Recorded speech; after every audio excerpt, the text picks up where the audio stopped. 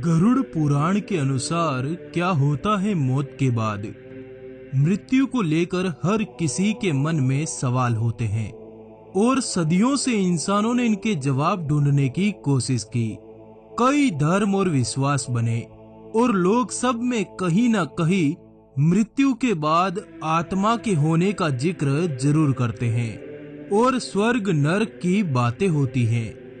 जब भी हमारा कोई दोस्त या घर का कोई सदस्य मरता है तो हम अक्सर यह सोचते हैं कि अभी वह कहाँ गए होंगे, या ऐसे ही बैठे बैठे कभी उनकी याद आती है तो हम सोचते हैं कि क्या वह अभी भी हमारे आसपास हैं, क्या वे हमें सुन सकते हैं, या फिर दूर आसमान में कहीं तारा बन चुके हैं, या कहीं है ही नहीं।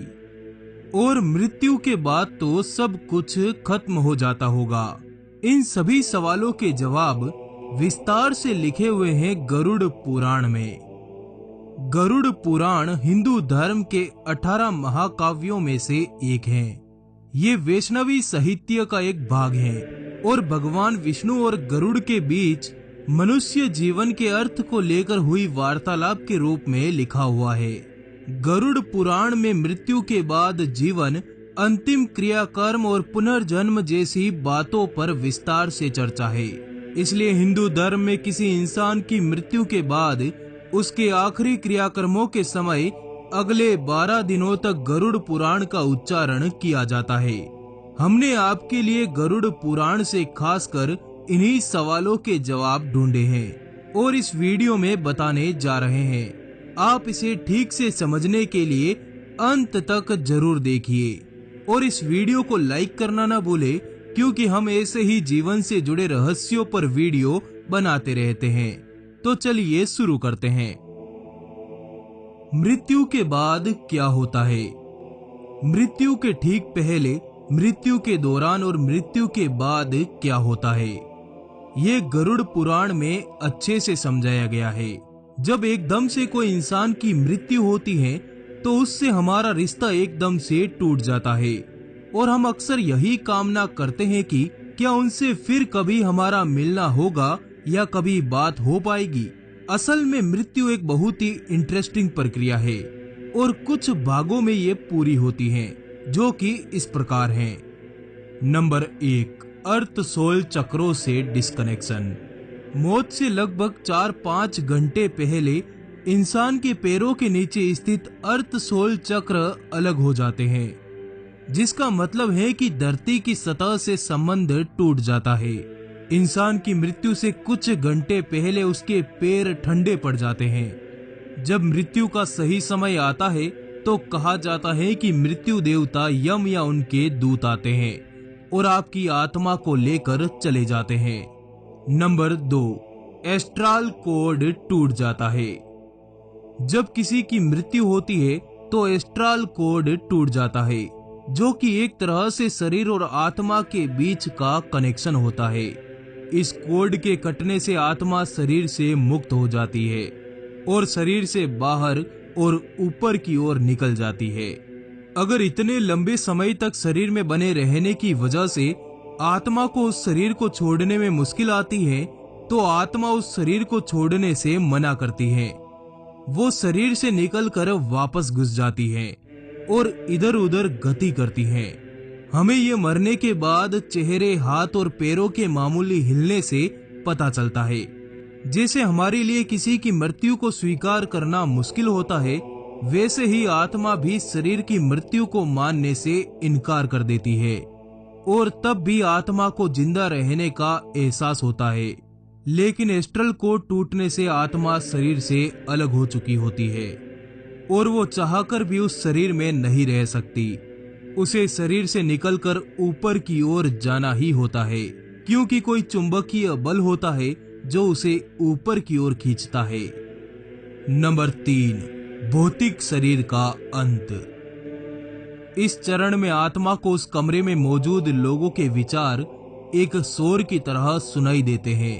वो चाहे उसके घर वाले हो या कोई भी, आत्मा उन सब से बात करने की कोशिश करती है और चिल्ला चिल्ला कर कहती है कि मैं अभी मरा नहीं हूँ, लेकिन उसे कोई नहीं सुन सकता।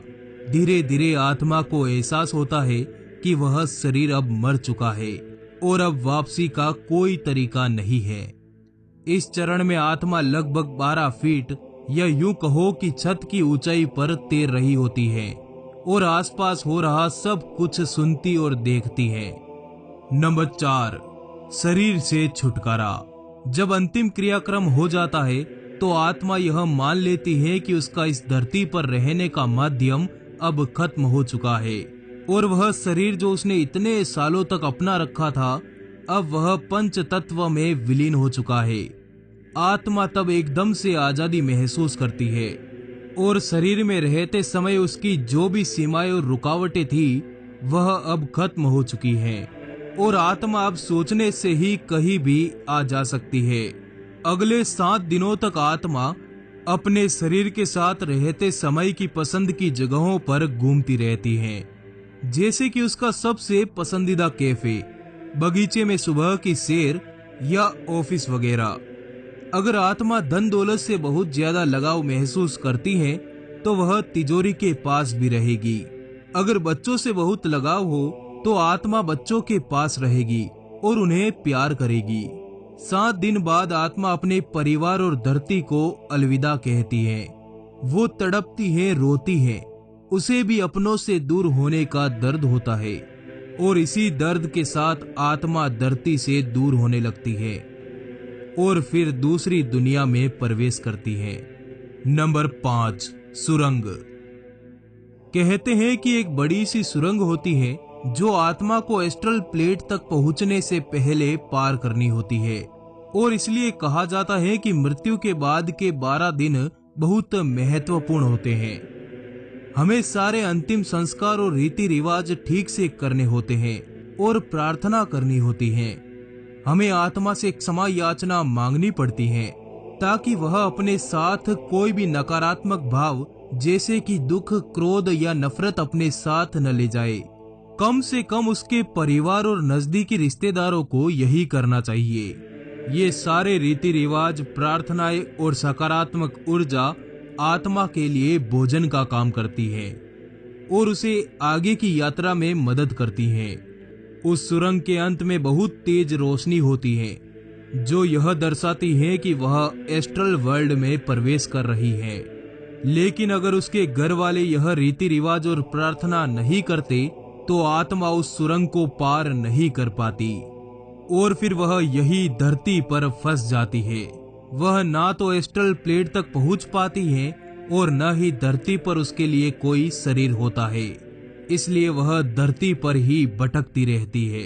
इसलिए किसी की मृत्यु के बाद भी उसके परिवार को अपनी जिम्मेदारी अच्छे से निभानी चाहिए और आत्मा को उसकी अंतिम यात्रा में मदद करनी चाहिए।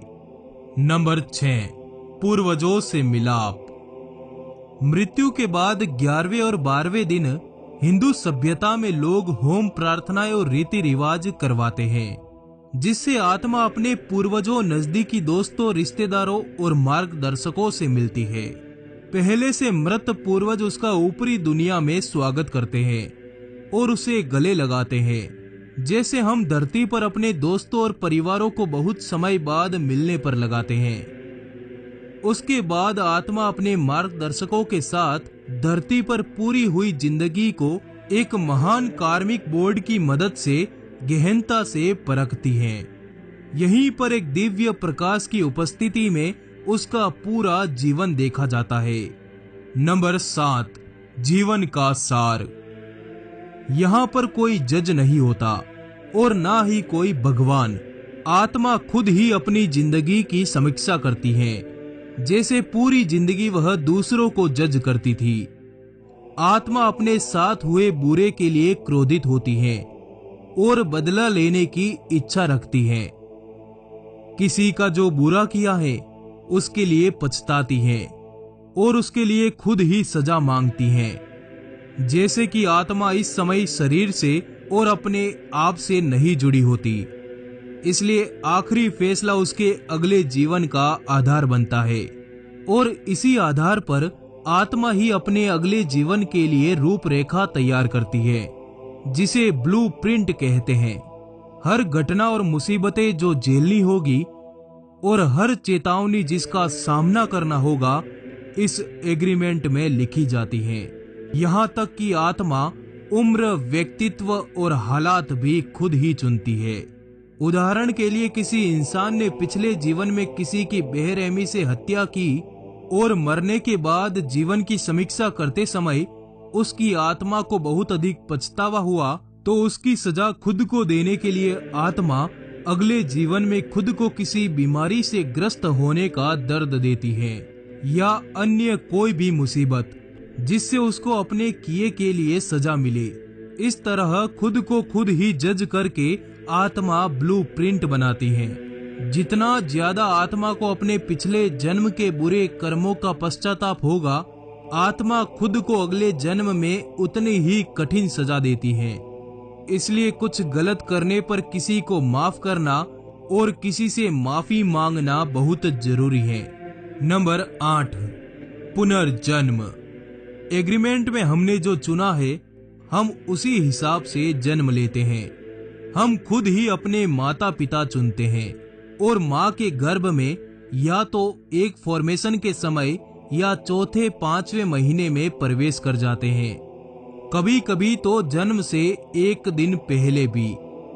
ये ब्रह्मांड इसी तरह से डिजाइन किया गया है और हमारे जन्म के स्थान और समय से हमारी कुंडली बनती है, जो कि अगली जिंदगी का ब्लूप्रिंट होती है। कभी कभी हमें लगता है कि हमारी किस्मत खराब है और हमारे ग्रहों में दोष हैं, लेकिन असल में वह बस आपके ही एग्रीमेंट का हिस्सा है। दोबारा जन्म के बाद अगर 40 दिन तक बच्चे को अपना पिछला जन्म याद रहता है तो वह उसे ही याद करके अकेला होते हुए भी रोता है और हंसता है। उसके बाद पिछले जन्म की सारी याददाश्त चली जाती है और हम जिंदगी ऐसे जीते हैं जैसे हम पहले कभी थे ही नहीं। तो यह है जीवन और मृत्यु का सार, जैसे कि गरुड़ पुराण में लिखा है। अगली बार जब किसी दुख या समस्या के लिए भगवान या किस्मत को दोष दो तो याद रखना ये सब आपने ही चुना है और आपको ये सभी स्वीकार करके उसका हिम्मत से सामना करना चाहिए और अगले जन्म में अच्छा हो सके उसके लिए अच्छे कर्म करे। धार्मिक व्यक्ति बनकर सबसे प्यार से पेश आए। आपके घर वाले, दोस्त या हर कोई जो भी आपके जीवन में आता है वो बस अपना किरदार निभाते हैं उस फिल्म में जो आपने ही लिखी है और डायरेक्ट भी की है। इसलिए हम कभी मरते नहीं हैं, यह सफर चलता रहता है। दोस्तों, ऐसी ही जानकारी के लिए इस वीडियो को अधिक से अधिक शेयर करें और इस वीडियो को लाइक जरूर करें। फिर मिलते हैं एक नई वीडियो में। आपका आभार, धन्यवाद, जुड़े रहिए।